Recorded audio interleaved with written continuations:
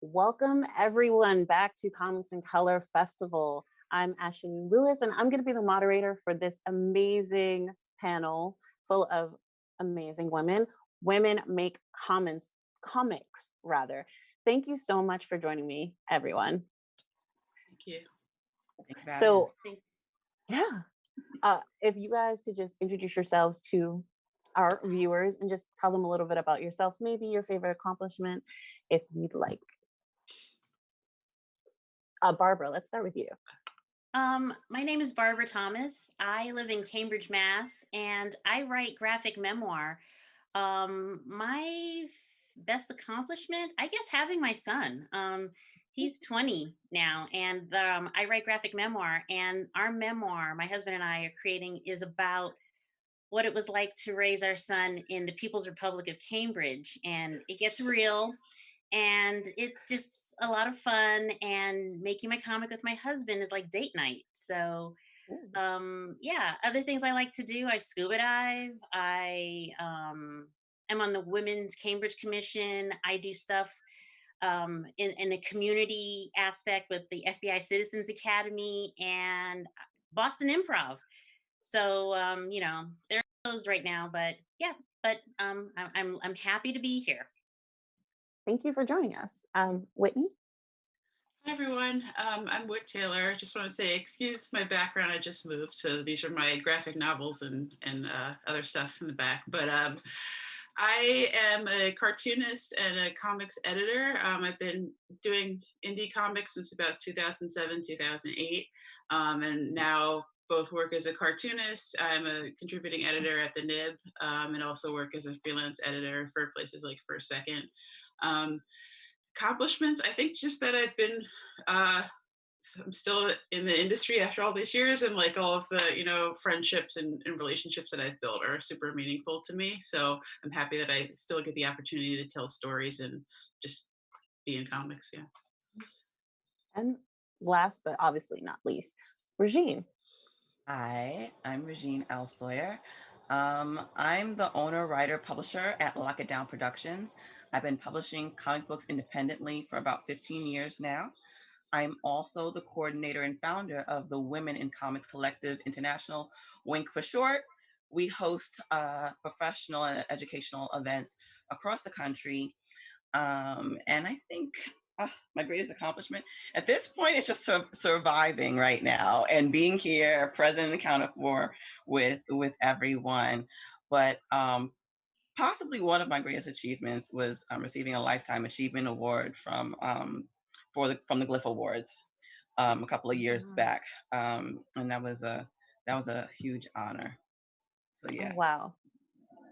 So these are three women who have been in the comics industry for a very long time. I mean, you guys have done, won Lifetime Achievement Awards, and you're still extremely young. I mean, there's more lifetime achievements to reach yet. So with the title of the panel, Women Make Comics, I wanted to come at it from two different perspectives. One being that you guys obviously make comics, you publish, you write, and you create stories. And then at the same time, women make comics, the characters that we write that are female, which I think a lot of people feel have been lacking in for many years. They make comics. They are often the meat of a plot, or they propel a plot, or they're a key um, in a plot. So I just want to start it off, but focusing more on you guys as individuals. So, like, what does it mean to you guys to be a woman who makes comics? A woman who creates. What does that mean to you? Anyone? This is toss up. Regine. Um, this is an interesting question because I never thought of myself as a woman making comics until someone brought it to my attention. When I entered the industry, I just wanted to create, I just wanted to make books. Writing was something that I had always done throughout my youth, throughout college. I got scholarships to school through my writing ability, and I collected comic books for years. So when I decided to pursue this as a career, I was just creating and doing and making and just enjoying the process of learning all of that, as well as appreciating comic books for the medium that it was. Um, and then, once you get into the industry, people see you and it's like, oh, you're a woman. It's like, oh, yeah, I am. Is that a problem? Is that an issue that prevents you from cracking open a book? So Good question.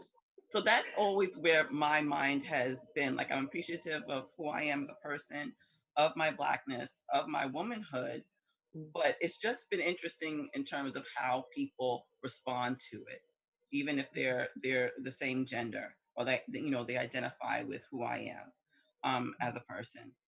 That's so it's been an interesting journey for me in that sense. Wit.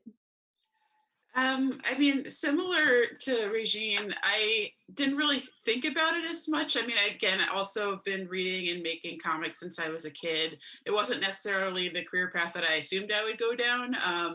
I have like a background in other things, but which have also contributed to my comics. So background in social science and in public health. And I also do autobio comics, memoir, some fiction, but I've also been doing a lot of nonfiction work. So I don't know. I mean, I came up in the indie comics world, so I'm not super versed in mainstream comics as much.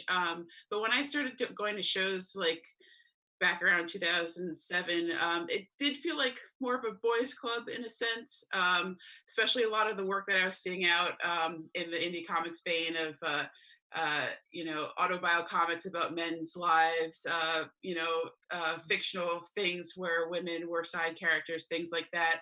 But I've definitely seen a massive shift in recent years, and I feel like the best comics are coming from women, honestly, right now. Like there's such a diversity of things coming out. I think I felt more different as a Black woman in comics, where I feel like that's defined me more than just being a woman, in terms of how I'm perceived, the type of people that are attracted to my work, how gatekeepers perceive my work, and whether they think my work is marketable or publishable, or who it will appeal to before, and sometimes being prejudged for that. I think that's like a larger issue that we can, of course, talk about more.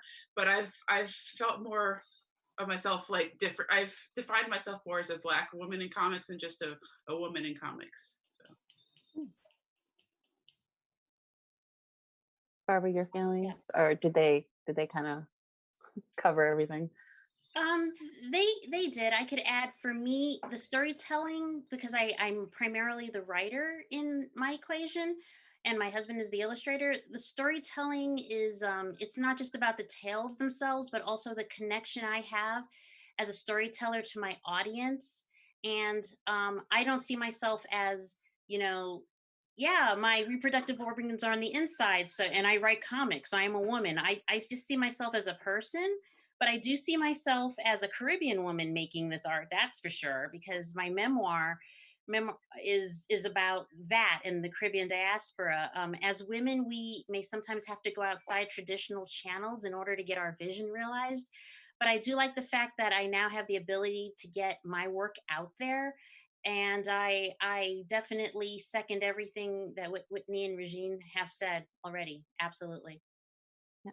And I love that you guys all really honed in on the point that when you went into doing this craft, this career that you guys are in now, you weren't thinking that you were a woman doing something. You were just yourself, a person, Mhm. creating something, doing something you loved. And I think that that's an idea that, even though it seems very plain as day, just makes the most sense that we are having this panel discussing it because it's not common sense. Because, like you said, people predispose like to think that you are a certain way because you're a woman. Like, women don't like comics, women can't draw, which, these are skills that you pick up throughout your life. It's not something that's attached to your gender. So that's why we're talking about this now. Mhm. Both Wit and Barbara and Regine, actually, you guys, Wit and Barbara, though, you guys are really focused on memoirs, like graphic memoirs. Regine also has uh, expertise in this as well. So we'll just start in the memoir region, because I think a lot of our viewers and people who, when they hear the word comics, they're not thinking of a memoir. They're not thinking of nonfiction. They're thinking of fiction. They're thinking of original character created by someone sometime somewhere.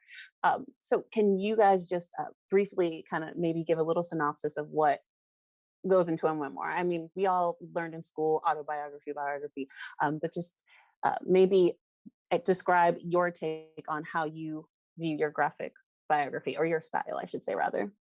I could start. For me, my stories, which are often in memoir form, mean I'm talking about my heritage, which is Guyanese American, and there are definitions of what it means to be Black in America sometimes that are just very cut and dry.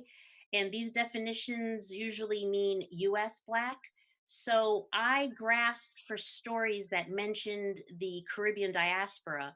And I was hungry for those, for a female voice that talked about stuff like my hair or curry. Is it curry chicken or chicken curry? And if people on here are Guyanese, they'll know the right way to say it.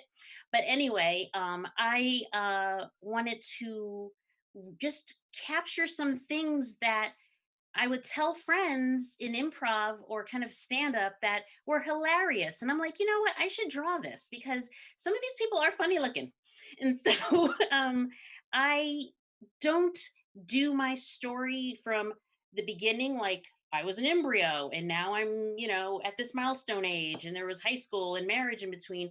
It's more I'm capturing just important facets that capture the human experience, that capture the feminine divine, that capture the Caribbean diaspora, that I feel are important, that I just need to get out there and need to be on myself.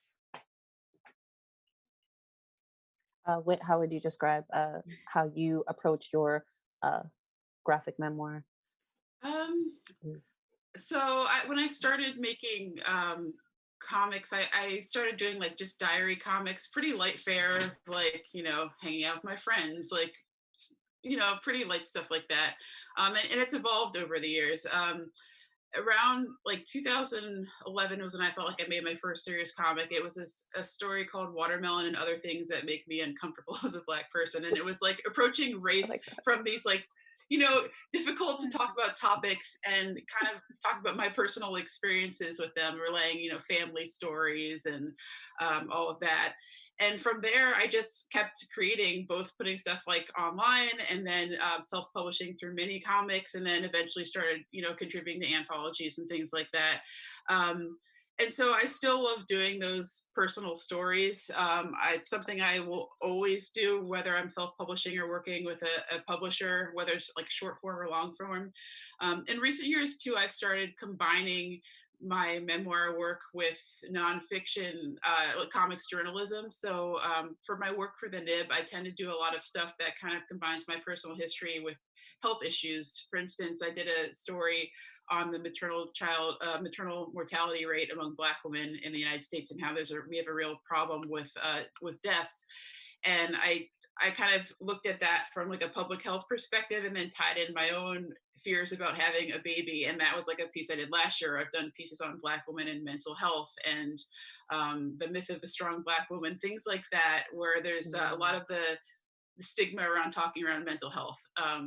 So I also do Instagram comics just for fun about, having a kid, or like hanging out with my husband, or any number of silly things. But I think that good memoir can be specific, but there's universal things under the surface, just basic aspects of humanity that people can relate to. And I think that's what draws me to reading other people's stories, even if I don't have that background like personally. If there's some type of humanness that I can connect to, like, that'll make me want to read it. Mm-hmm, Regine, anything to add about your approach, or about graphic memoirs as a storytelling method? Well, it's interesting because I've written it's like a semi-autobiographical story recently, and I wrote that for DC Comics for their line of Represent books, their digital first series.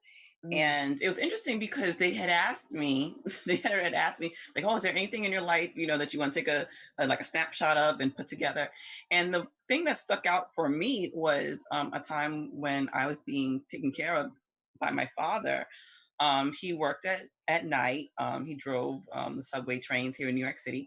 My mother worked in the day. So between the ages of like 4 and 5, he and I would go on to all these various different adventures. So I decided to tell the story of how I decided to study to become a chef, and how he really was not excited about my desire. And the funny thing is, we used to cook together almost every single day when I was a child, and that sort of helped me, realize my vision. So he didn't know that he was just putting all these loves in me. So I guess for my approach for that was just to be mindful about how I felt like growing up and wanting to do this profession, and also being mindful about how he felt about it, because he was a World War II vet from Alabama who has had all these various experiences, and the last thing he wanted to do was see his Black daughter become a chef and cooking for white people. That's what he did not want. Okay, he was not interested in that at all. And in real life, I mean, he was very much more like just softer about it. Like, are you sure that's what you want to do? You want to be a doctor or a lawyer? I was like, no, Dad. Yeah. But in the semi-autobiographical story, I was able to really explore his frustration more, because I can imagine what he really felt inside. But and unfortunately, he didn't get to live to see me, become a chef. But he did watch me grow in that sense. So I mean, that was my approach to it. And I really wanted to have you guys like kind of vocalize how you approach your graphic memoirs, because I think a lot of viewers and people who read comics really only have the definition of a biography you get when you're in school, right? Which is that you start when you're embryo and then you die. That's what a biography chronicles, right? And you guys don't do that, especially because comics are, they're semi-visual. There's a story, right? Your life is a story, but it's semi-visual. So why start at this conception? It's not entertaining, and sometimes it's not the best way to convey someone's story, their life, right? And I want to just I want to keep with the theme of memoirs and really talk about characters, right? These are not, original characters. We're talking about you guys, even though you are original and unique. When you write your semi-biographical or fully biographical slice of life, some people might recognize that term. When you write your comics, is there a certain way you write your character because, it's going to be perceived, this action that is completely nonfiction, that this action or this event that happened in your life that you're writing about is going to be perceived in a certain way because you are a woman, because you are a woman of color? And, this is something that happened, but they're like, well, you shouldn't have done that because, and does that affect how you're going to write this part of your life in the memoir? Which It's a good question. I I don't know. I think it's been a learning process to learn how to like write about myself. I feel like one of the things you learn as you do more is like editing is so key to autobio because you have such a wealth of memories and experiences, and it's like how do you condense that, how do you organize it, how do you choose what to tell, because memoir autobio is never straight reality. It's the things that you choose to filter and how you choose to tell them, and part of that is like how you write yourself, mm, and I mean, I'm like just like any other person. I'm like a messy individual. I'm a complicated person, so like I'm not always gonna it's not I'm not interested in reading about people who want to portray themselves perfectly. That's not interesting to me. I like to see more complexity in characters, and yeah, there's you feel this responsibility, particularly as a black woman, to be like, I want to be perceived in this like respectable way, and it's like, well, I think that making comics is respectable. I think that, doing the work that I'm doing and talking about the issues that I'm talking about is respectable. And that's like what's important to me. I feel like one of the best things about doing this type of work is like having people like contact you and be like, I saw myself in that, or like I really related hard to that, or this made me feel less alone. Like that's like super important to me, and that's why I like that comics can incorporate so many different types of stories. mm, mhm, mhm, mhm. Barbara, Regine, you want to jump in? Um, I write the stories that I want to read. Mhm, In my storytelling, I try to normalize the other, whether it's body shapes, gender identity. Recently, in a critique I was having with a peer group, it was brought to my attention that something I was trying to convey smacked of body shaming, and that was like not my intent. I was trying to deliver a poignant idea that's centered around the celebration of the shape of these several women, and like I reworked it and it became more successful without censoring myself. But when I'm writing, I'm just trying to be my most authentic self. I'm trying to, well, our son is 20, and after he left like the Cambridge public school system, we're like we're naming names and we're writing about this stuff. This stuff was crazy. I'm originally from New York City, and like the things that happen in the People's Republic of Cambridge are crazy. Like, for instance, when he was 5 years old, he went to a birthday party and he went to, a gymnastics academy type place, and rather than jumping up and down on all the trampolines and everything, they were made to go into a conference room and watch An Inconvenient Truth. Um, and they were made to take all of their recycling hadn't quite yet hit Cambridge yet, and they had to take all their recyclables home. And then instead of a birthday present, they were supposed to tell the kid the next day at school what they did with their recyclables. And I was like, that's a birthday for a 5 year old? What? I have to write that down. Like, my family did not believe me. So, there are instances like that. Or like going to the park in the middle of a work day. I have been a software developer, chemical engineer. I can work from home. And so if our son had a doctor's appointment, either my husband and I would, work from home, and then he'd have the rest of the day and we'd go play in the park. But being a person of color at the park, people automatically assume I'm the freaking nanny. And if my husband goes to the park and he's white, he's big brother, big sister, and, we have been in the same space in Cambridge, treated differently. And, before 2020 and 2021, these stories I was telling, people were like, oh, that's a little harsh. Do you really want to represent Cambridge that way? But, after these unfortunate events that have been happening, George Floyd, etc., I'm like, yeah, I am totally writing about that systemic racism. It's happening. And so I have received so much support, just documenting this stuff. It's like, you don't have to live in a red state to have this nonsense happening at you. And I'm writing about it. And in recent history, I've, sold some of my work, and people who've purchased it, they're like, "Oh, I love this story." I'm like, "That's about you." You really don't know that? That's about you. Yes, we caricature you and combine some characters, and that's the wonderful thing you can do in memoir. But it's like that's you, and I'll take your money now. Give me that reparations money, thank you. Yeah, I'm with you. Yes, that's very powerful what you're saying. And I was actually going to ask you guys about that. When you have you ever created a character to fulfill a role that not necessarily wasn't there, but it was over a large span of time? So you just like clump them all together because it's basically uh, the same effect, and you're like, this is Bobby, but really it's Becky and Steve and Rebecca from down the street. Um,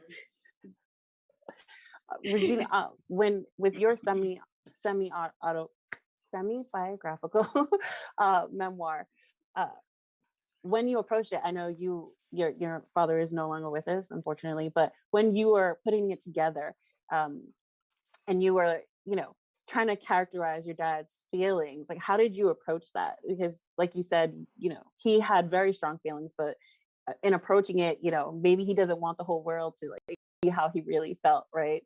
Or they might misinterpret how he was, explaining to you. Like, I understand. I think we all understand because we're Black, and Black parents want you to do a job that is going to make you money, right? Like, and being a chef is not that. So we understand, but like an other from us might feel that him saying, "Oh, are you sure? Are you sure that that's not right? That he should let you live your life?" So how did you characterize him in your memoir? Well, I definitely put myself in his shoes. Mhm. That was number one, and that's usually what I tend to do when writing characters outside of myself. I put myself in his shoes as a World War II vet from Alabama that came to New York for the purpose of moving away from so much racism that he was facing in the South. For him, the racism up here was a little bit more subtle. Um, for him, I want to preface that for him it was not necessarily like my mother, who was born and raised in upstate New York. Um, but like I said, I put myself in his shoes because I can imagine how he felt hearing, and that's something that I wanted to do, especially for being a man of his generation, where you start putting things together in a certain way for your children, so they don't have to deal with what you dealt with, or presuming that they won't. I also thought it was important that since I was putting myself in his shoes, that I would let him speak his feelings. And I let in the story, I let him do it with my mother, like discussing it. And I channeled them both truly, because I could feel my mother just probably saying to him, like, listen, Bill, listen, this is what she wants to do. She's young, she may change her mind, but she might not. Just, let her flow. But I wanted to at least have him say, like, listen, like my grandparents were sharecroppers, and we had to deal with all these different things. Like, I don't want my daughter dealing with that too. Like we made the food, we made and grew the food, and she wants to cook it for them. I wanted that to sort of kind of come out, because I know that's how he felt, even though he didn't articulate that specifically to me. Um, so so I did want to sort of put that out there, knowing that there would be folks that be like, "Oh yeah, just do what you want to do." It's like, it's not that simple when you look like this. It's Mhm. like it just isn't, and there's a lot of things that we have to deal with, because of that, because we're Black people, Mhm. and you know when folks are used to seeing you in service, Yeah. and there's nothing wrong with being in the service industry at all. But when they're used to seeing you that way, that's sort of like the compartment they put you in. So that was Mhm. my father's concern, and I just wanted to just highlight that this man is a good, solid father who just really cares about his kid, and that was my biggest thing. And I think that that's probably what attracted a lot of people to your story because, like I said, I totally understand and sympathize, right? Like I work in a creative medium as well. And I'm not an artist, unfortunately, but I work in a creative medium. And my mother was always very encouraging, but like my grandparents were like, well, like, why don't you go do something that's like a thing, something concrete? And I was always like, you know, uh, but I'm really glad when I found out that that you all were very steeped in like writing memoirs, very personal stuff. I was actually kind of excited because um being on a panel called Women Make Comics, like you said, it's kind of like a double-edged sword because again, you're a person. And learning more about you guys personally, I think really will lend to people understanding that women are just people, and you tell stories and you create and everything like that. So can you, Barbara, we're going to start with you. Can you just tell me the name of like the comic or the graphic memoir you're working on right now? Yeah, I can even show you. It's Ooh. Cambridge Parents Chronicled. That's the working title. It's a play on the newspaper, the Cambridge Chronicles. So we are chronicling things that just happen in Cambridge between us and the rest of the world. And it's a work in progress. At some point, we're thinking, let's set out an issue at a time, an issue at a time. It's like, no, this has to be an omnibus. We have to let it all out right now because the next thing is going to be a medical memoir. We have to talk about the tracking, the school tracking, how like there was white flight out of that school and how they did this to the middle school and how we sent Connor to private school and how like white people started asking us how much we make because how could we afford it if they couldn't afford it. It's like that has to be, we can't, no, it's like this chapter's too heavy, it has to be glued to this chapter. So we're working on getting this out as quickly as possible, whether it's an omnibus or different issues. That sounds really good. I'm ready to read it right now. I'll be honest that like I'll repost you at you like, yep, every day. Who do these people think they are? Exactly. We should call it that. Who do these people think? Yeah, that's a good title too. Wait, can you tell us about what you're working on or the project right before what you're working on now? Sure. I have a few things that are currently in process, so I'll just briefly mention them. The first is an ongoing fictional series I do about, it's called Fizzle. I'm releasing it as a mini comic series through a small press publisher located in Miami called Radiator Comics, and it's about being in your 20s and working in the service industry and just the confusion of being at that age. So that the fourth one should be coming out sometime this year. I have another mini comic coming out through Silver Sprocket in a month called Montana Diary. It's an autobio comic about when me and my husband went to Montana and about traveling to West while Black and Manifest Destiny and white supremacy and all this stuff. So gets into a lot of stuff. I have a book that I wrote coming out with Casimir Lee from Little Brown Readers in June. Harry Tubman Toward Freedom. It's a biography of Harry Tubman for middle grade readers. And it's not about her whole entire story. It's just like a brief few days in her life. So it's more of a as an autobio cartoonist, I was like, I want to get into like the weeds, and so Yeah. it's about her helping her brothers escape to freedom over a Christmas weekend in 1854. And then I'm currently writing a book for Second with an artist named Joyce Rice on public health history in the U.S. So we're looking at everything from pandemics to vaccines to ethics and race and all sorts of stuff. So trying to write that around taking care of my 1-year-old, and it's hard, but I love making comics, so I don't want to stop. Yeah. Well, it's obviously you're not. You have you're juggling a lot of stuff right now, but that's great because I love getting lots of content. I'm desensitized now. I think that I need everything right now, right? I have to binge watch everything. So just come out with everything so I can have it all at one time. And Regine, you have a publishing company, right? So it's not just your stuff; it's a whole bunch of other people's stuff too, right? Well, actually, for my self-publishing, my publishing, I self-publish, but I also have a good friend of mine who passed away a couple of years back, Robert Garrett. I'm publishing his books now, Exmoor Studios. So I plan to have more books coming out for my company this year. But in the meantime, I've been writing a lot for a lot of other people. The projects that I'm working on now, I can't talk about yet, but the previous things that are out that you can get now. I've written a few stories for DC. So like I mentioned, I wrote a Represent story called Food for Thought. So you can download that off of Comixology.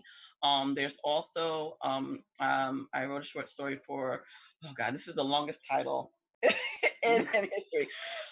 Dark Nights, Death Metal, last 52 of the multiverses. I think I missed a Oh, sentence in there, and I may have jumbled it up.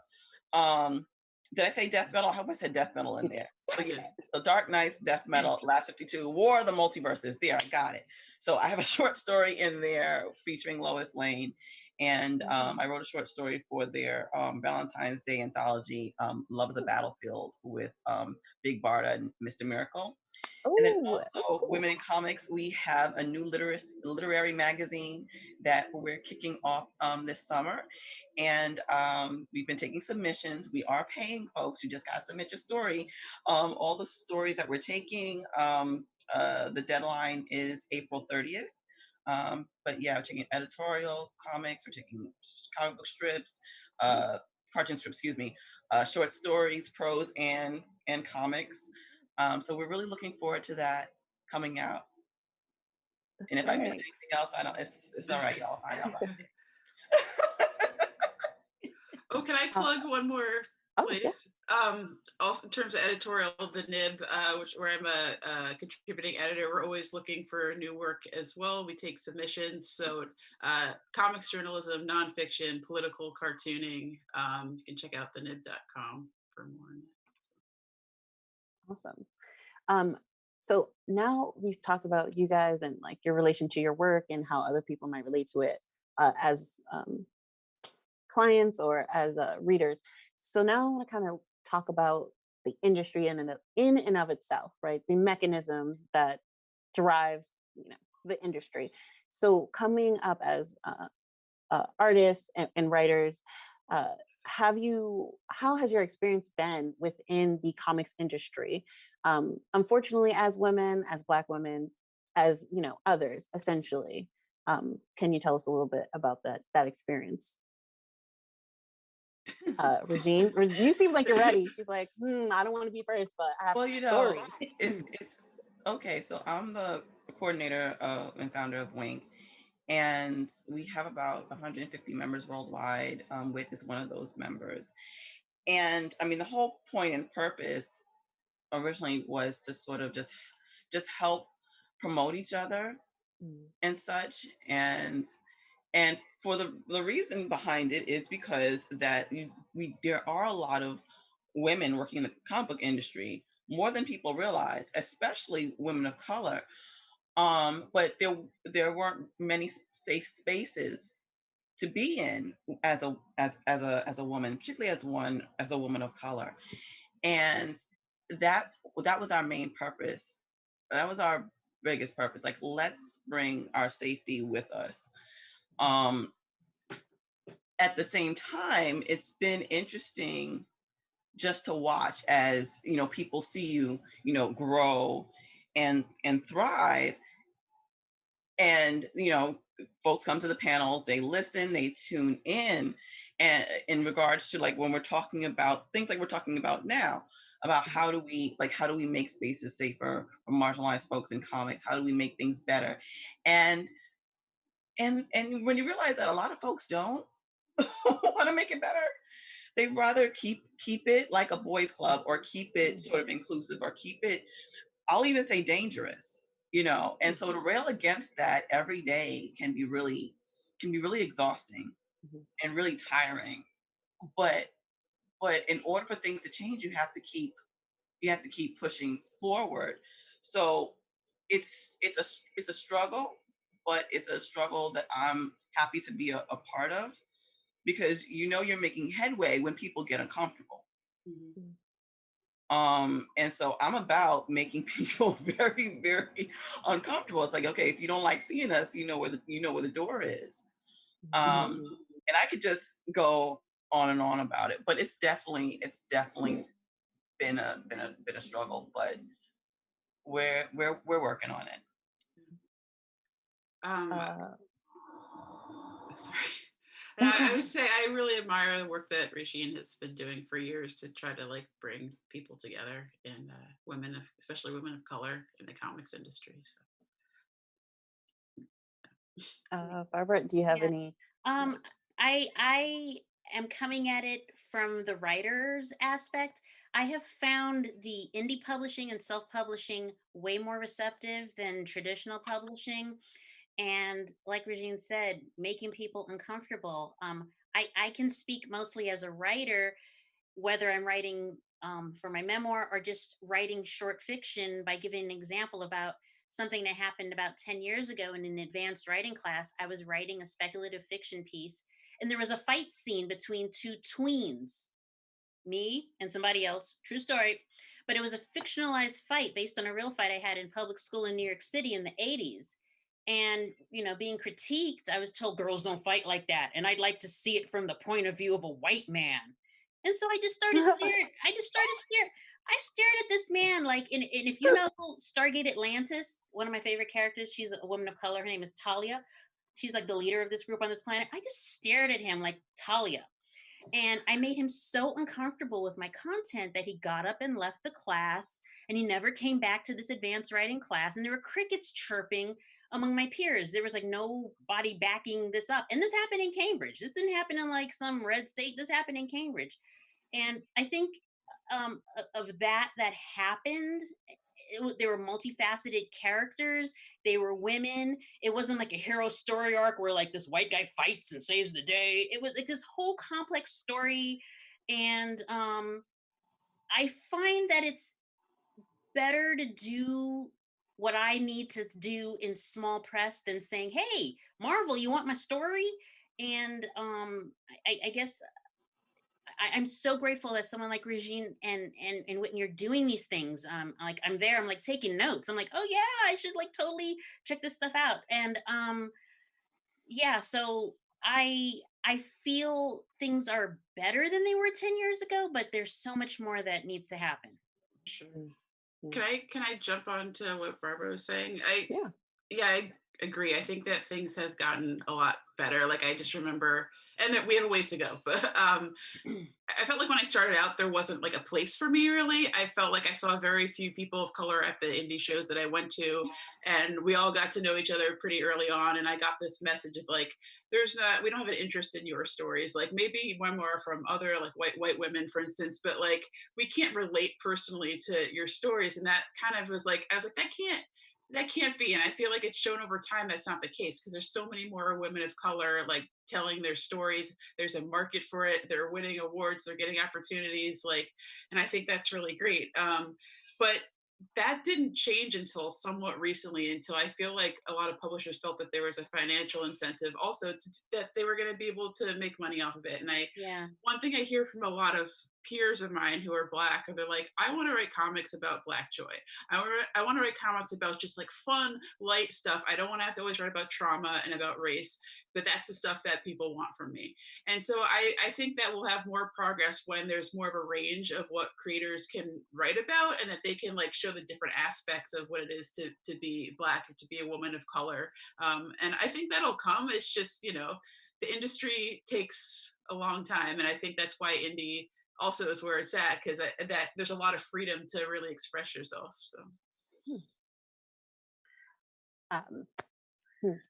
So I'm gonna like, not, it's not a curveball, but it's something you might not be prepared to answer. But uh, do you guys have a favorite female character that you feel is just they're written like a person? I don't know if you guys know, there's a subreddit called Men Write Women, and it's like the worst thing. It's the worst thing you've ever seen, right? Because when men write women, they don't put themselves in women's shoes. They think they know, but they don't have any practical experience, and so what comes out is something that has to do with their legs and their boobs, but it's really supposed to be about their intellect, right? Like they're supposed to be saying something intelligent, but they're focusing on their breasts heaving. So do you have a character or a writer or artist who you think really encapsulated a female character well? For a second there, Barbara, you look like you knew someone. You were like, yeah, I know, Yeah, I know yeah, this yeah. I character. have a few Okay. actually. I have a Oh, okay. few. I does it have to be a comic book writer or Oh just no, or an author of any nature? it can be an author of any nature. Yeah. I like Justina Ireland. She has written two books so far in what I believe will be a trilogy called Dread Nation and Deathless Divide. She's a black woman who is writing about what would have happened in the Civil War if all of a sudden all of the people just rose up, zombie apocalypse, and that kind of Huh. ended the war. But instead, indigenous peoples and slaves now have to go to training schools and become trained up with swords and fighting skills so they can be the bodyguards of these kept white women who live in these boarded up cities like Hmm. Baltimore, Maryland. But the main characters in this book, the protagonists, they to me feel very authentic. A young woman of color, it encapsulates slavery, systemic oppression, strong women, sexual agency, metaphors of class and race, and you just have to read it. I mean, she makes bad choices about the guy she's into, bad choices about the woman she's into. Her mother passes as a white slave owner, but is very very light skinned, and the killing she has to do as part of her job. And like, once again, the author is Justina Ireland, and yeah, the women, it's mostly women that she's writing about because it's a finishing school for colored girls. And I love all of the women that she's Hmm. writing about, and the struggles they go through in this post Civil War era. Regine or Wit, you guys got a character in mind? No? Yeah. You want to go ahead? No, you go with you go. I don't know if I have a character specifically. I think I mean there's so many women writers that I love in comics. Like one of my favorites is Linda Barry, and she kind of influenced me and taught me that there's no one right way to make comics. She does a lot of memoir too, and it's just really like colorful and fun and raw and honest. Like I love work from especially like older women making comics. Like where often there's this like idea that after you're a certain age, like there's not an interest, but like there's so much rich storytelling. And I think about also a lot of the women of color who are older who probably never even lasted in the industry because they weren't given those opportunities when they were younger. I hope we can just use this to shout out some cartoonists that I like, women of color that I like who are making comics right now. So Robin Smith, who just drew Nubia, really excellent cartoonist. Jamila Rouser doing a Wash Day Diaries with Robin. Bianca Eunice, who's like a black punk goth cartoonist, she does cool stuff. Robin, or not, what's her name?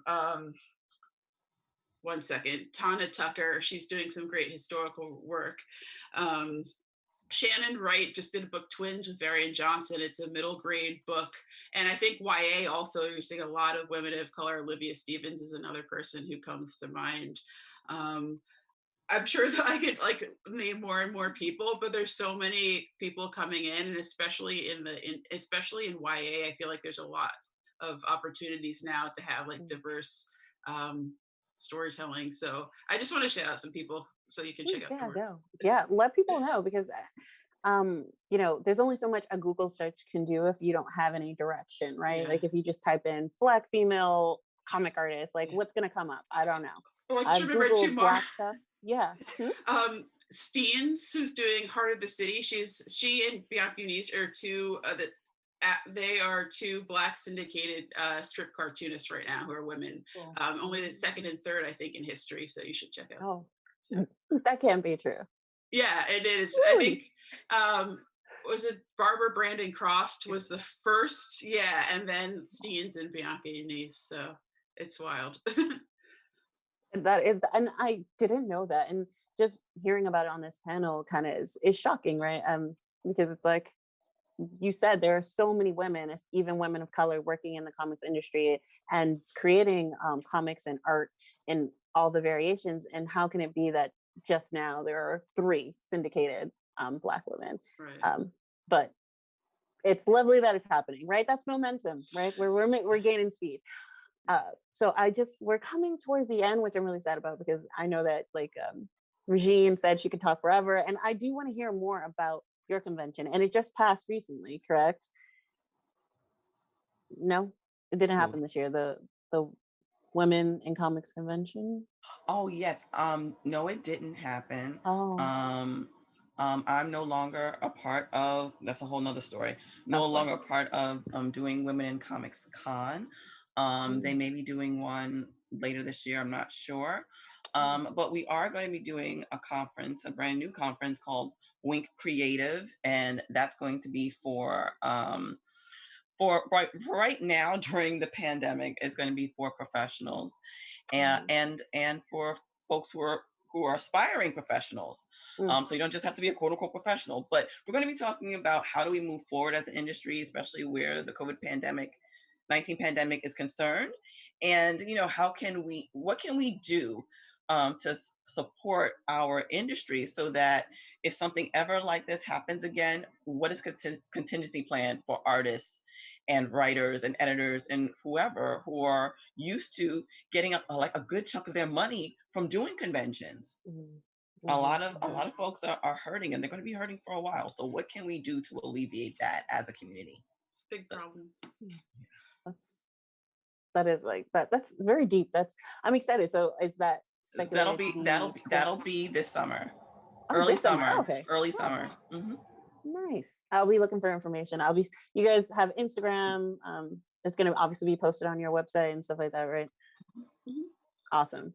I want to, well, I don't know, it's only for professionals. Maybe I'll hear tidbits from other people. But I No, want you're to, coming. You're invited. oh, yay. Yes. So excited. In our last 10 minutes, unfortunately, I want to give you guys an opportunity to plug some more people. Just, maybe say it a little slower so people can write it down. That's what I was trying to do. I was like, oh, and tell us where they could tell our viewers where they can find your books or your works if they're being published in anthologies, stuff like that. Let's start with Wit. Okay. So let's see. You can check out my Instagram. Just look up my name, and I post like comics for free on there sometimes. And I also share a lot of like books and things that I'm reading. You can check out my work at thenib.com. Radiator Comics has a lot of my mini comics, and my Harry Tubman book is coming out from Little Brown Young Readers. Um, Also, another book I want to plug is from artist Sharon Dela Cruz. I recently read her book "I'm a Wild Seed" through Street Noise, and it's about being a Black queer woman. And I think it's really aimed nicely to a younger audience as well. So she's another artist to check out. Also, Brina Nunez, who talks about being Black and Salvadorian and kind of the cultural implications of that. So just a few more people that I think are great. Yeah. So yeah. Thank you for having me. By the way, this has been really great. Thank you so much for coming. I was a little intimidated at first. I was like, oh, all these people have done so many great things. How can I talk to them? Did a great But job. Yeah. thank you. Seriously. Barbara.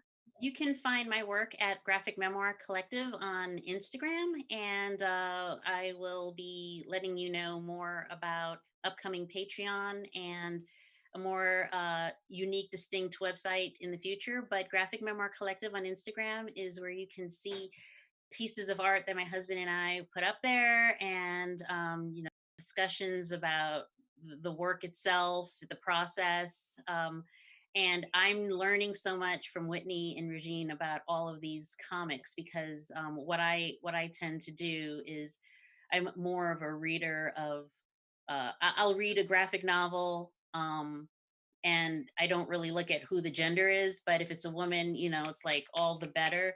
And I am ready to purchase all that's being listed and more. So I'm very, very excited. And when our book is in its whatever form, whether it's issues or omnibus or both, we will definitely let you all know, let the world know. Can't wait. Yes. Regine. Oh yeah.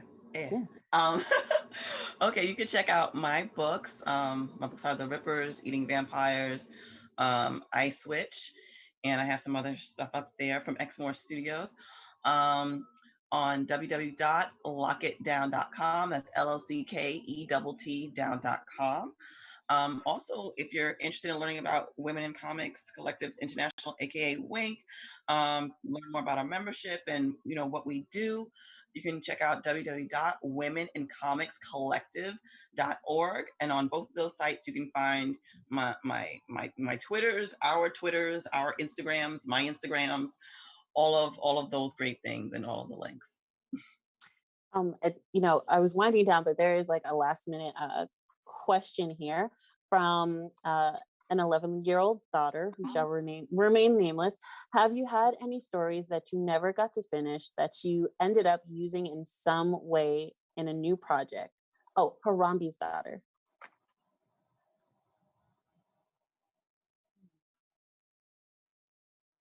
I think so. I'm trying to remember. I've definitely taken stories and combined them. Yeah. I've definitely done that, because if it made sense here, but now it makes sense here too, so it just combined the stories. Definitely have stories I'm still waiting to tell. Like I have lists and notes and things I hopefully can use at some point. Me too. Me too. I have characters that I've had to kill my darlings, but that doesn't mean they can't be a mini comic book on their own. Yeah. And I think that's really interesting, right? As a writer, specifically, Barbara, I know that sometimes you're like, yes, yes, yes, yes. And then you hit this wall and you're like, oh, I lost that thought. And then I guess that goes in like a pile somewhere, right? But you guys are saying, yeah, I've picked stuff up again, reusing it. I think maybe the key is to keep it somewhere that you're going to remember, right? Like maybe you keep a sticky somewhere that you can look at, because if you don't, it will fly away. There's a lot of stickies over here. There is one other question, and it's in relation to how you relate to readers, or more, I guess, towards the feedback you get from readers with your story, with your comics and your memoirs. And it's, I'm trying to paraphrase it. It's a little bit long, but how, when dealing with readers who face to face, I know we had that moment with Barbara where she was talking to someone, she's like, that character is you. I mean, you didn't say that, right? Because she's buying it, but how do you relate to readers when they give you feedback about your comics? And has it been positive or negative? It depends on what the feedback is. I mean, sometimes, especially when you're a woman, you're a Black woman, and when we were going out to shows more readily, you would get these men that would just show up and just look through your book like they're the editor extraordinaire from DC or Marvel, and they're just like, oh yeah, I like the coloring and blah blah. And I'm like, wait a second, who are you? Who are you? And it's not that you're above critique, but you know where it's coming from. Like it's coming from a place of misogyny and patriarchy. It's not coming from a place where like, oh, I definitely would like to see, improved work coming from you or something of that nature. It's just to talk down to you. So it really depends upon what the fan is saying or the admirer is saying, and what the intention is. If it's like great work, that was really wonderful. Or sometimes I've gotten like, I get it a lot, when's the next book coming out? Like I've been waiting for a year. I'm like, I'm sorry, I don't have the big bucks, but it's coming. So it really depends upon who it is and what their intentions are. Building readership is just like a wonderful thing. Like when somebody comes back to a show the next year and they're like, what's your latest thing? And it's like that happens over time. Like as you you just like make more work and you put yourself out there, and it's scary because you're like, criticism is like part of the deal, right? Like you have to get used to that, but it's also like the good stuff. I'd say the most annoying experience is because of the nature of how I draw and the colors I use. I guess sometimes like guys will come up and be like, oh, is this a book for kids? I'm like, no, actually there's mature content in there. Like don't judge it by like how it looks, but overall it's really positive. So yeah, and for me, we kind of like leave each chapter like a cliffhanger. And I was at a previous convention a year and a half ago, and we sold some sample chapters, which are like these orange things back here. But what happened was after the panel, we had to go. We had to just go back to man our table and then go home and all of this. And the next day, I'm minding my own business at the grocery store, and this white woman comes up to me and she's like, I was at your panel. I'm like, oh my God, what are you going to say? And she basically, because, I was talking about like the things I've mentioned here. And she's like, it's so true. It's so true. And then she kind of like, she like whipped this out of her purse. And she's like, can you sign this? And I was like, $20. imposter syndrome, but yes, I will sign this. And so like I'm in the grocery store, I'm in like the ice cream section getting like my Brighams, and like I'm like signing an autograph, and other people are like, who's that? And I loved it. I was like, more of that, yes please. So that was pretty cool. Next time you got to be like $20. So thank you all so much for joining us. I hope that our viewers got an insight into not only you guys as creators, but as women creators, Caribbean and Black women of a diaspora and people. That's the most important part. Women are people. Thanks for joining us. And don't forget, everyone, that later, coming up right after this, we have Keith Knight. Woo! It's going to be great. One-on-one. It's going to be a really great panel. And we're going to be asking him all about his show and how it feels to have his work translated into the small screen and all the labor of love that I'm sure that it is. So make sure you guys tune in again and check the chat for all the ways to all the Instagrams and the websites where you can reach the works of these lovely women. Thank you so much for joining me, guys. Thank you. Bye. Thank you.